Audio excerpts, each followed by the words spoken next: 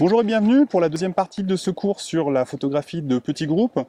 Alors aujourd'hui, je vais plutôt orienter le cours sur les réglages. Quels réglages utiliser pour la photo de groupe? Alors déjà, on a vu que l'idéal c'était de travailler plutôt avec des objectifs un peu longs, sauf si vous voulez vraiment contextualiser le sujet, mais ça va vous aider à redresser les proportions.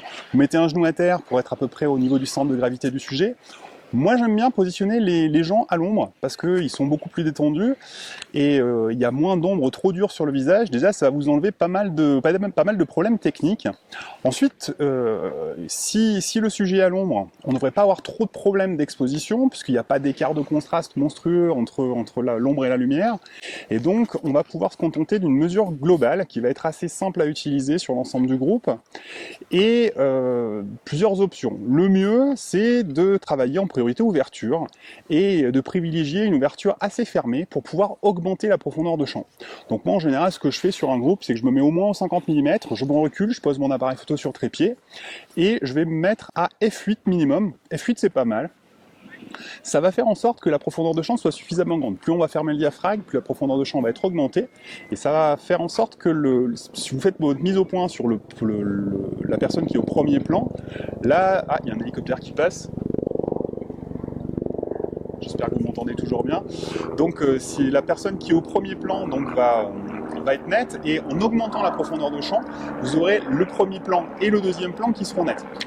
Le risque, c'est que si vous utilisez une profondeur de champ trop faible, si vous avez un diaphragme qui est trop ouvert, vous aurez votre sujet au premier plan qui sera net, mais vous avez le risque que le deuxième plan, les personnages au deuxième plan soient flous. Donc plutôt priorité ouverture, vous pouvez aussi le faire en manuel si vous avez envie de vous amuser, mais bon, le plus simple, c'est quand même de se mettre en manuel, en priorité ouverture. Donc c'est le mode AV ou le mode A, ça dépend du modèle d'appareil que vous avez.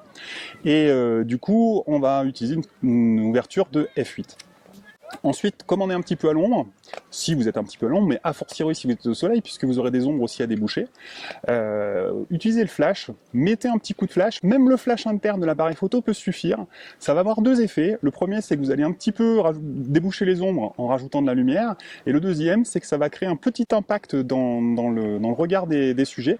Ça va donner une petite étincelle de lumière dans les yeux, et c'est toujours sympa parce que ça rehausse un petit peu les regards, donc c'est quelque chose qui est assez sympa à utiliser pour les photos de groupe et pour les portraits aussi en général. Voilà, j'espère que ces deux cours sur la photographie de groupe vous auront aidé pour vos futures vacances. Je vous remercie de m'avoir suivi.